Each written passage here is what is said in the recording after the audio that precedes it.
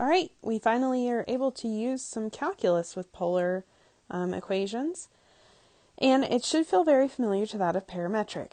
Since we're working with things that are not necessarily in terms of y and x, we kind of have to work around that.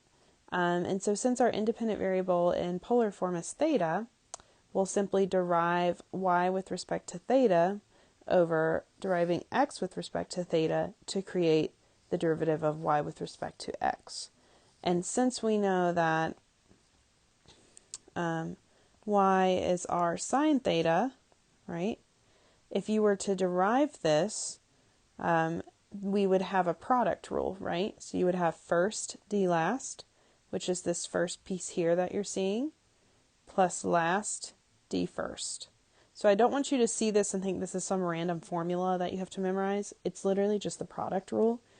And of course, x, same thing on the denominator, right? First, d last, and the derivative of cosine is negative sine plus last, d first.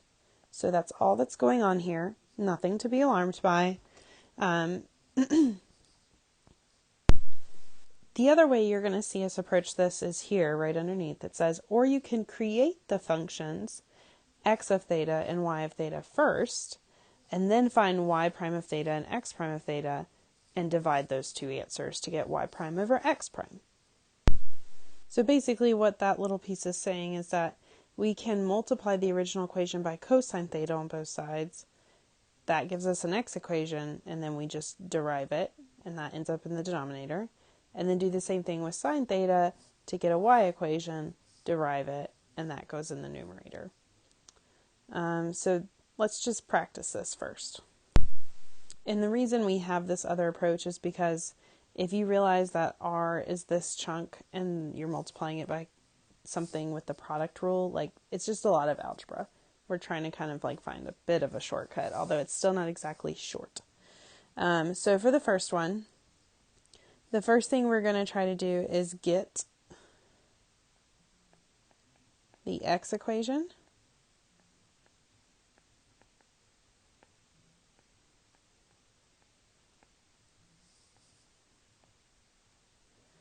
Okay, you see our function here, r equals 2 plus 2 sine theta, and they're looking specifically at pi over 2. So if we have r equals 2 plus 2 sine theta, and we're trying to create the x equation, then we're going to want to multiply by cosine theta on both sides.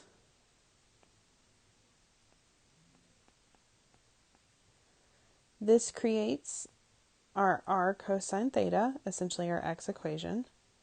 And then we get 2 cosine theta plus 2 sine theta cosine theta. So then the left I can convert to an x. 2 cosine theta is simply going to have to stay that way, and so is the second piece. So I'm essentially just going to go ahead and rewrite that. I can't convert any of these pieces as they are because they don't have any r's with them.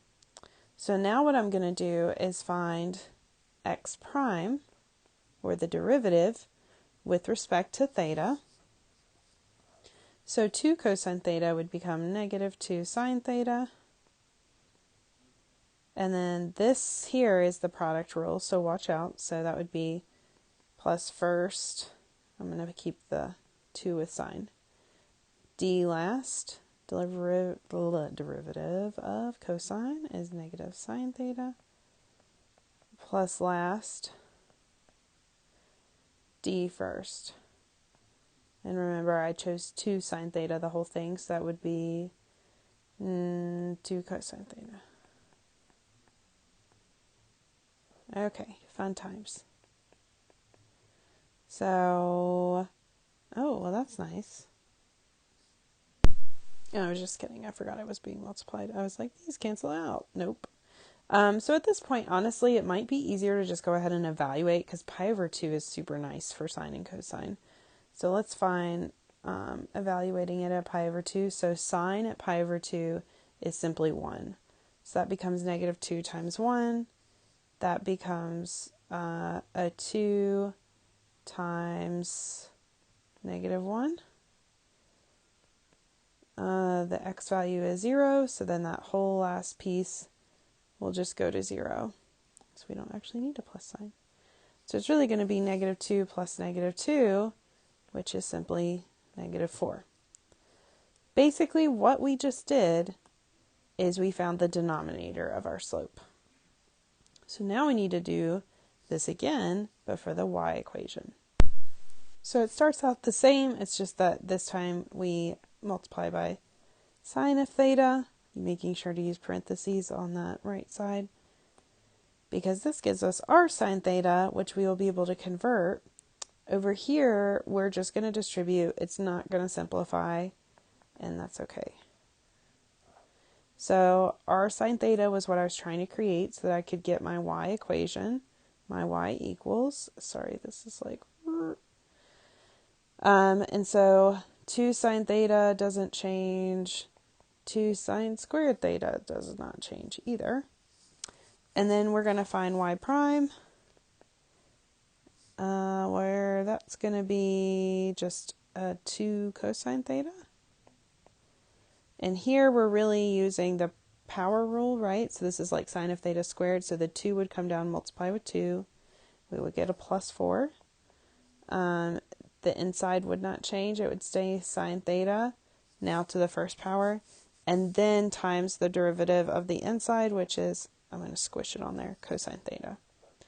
So then if we evaluate y prime at pi over 2, I'm getting 2 times cosine of pi over 2 is going to be 0. And then 4 plus 4 sine, oh, it's got a cosine as well, right? So that's going to be 4 times 1 times 0. So this is just very exciting, and it's going to give us 0. Okay? So now that we have these two things, we have our x prime and our y prime, then we can actually set up our slope at that particular theta pi over 2.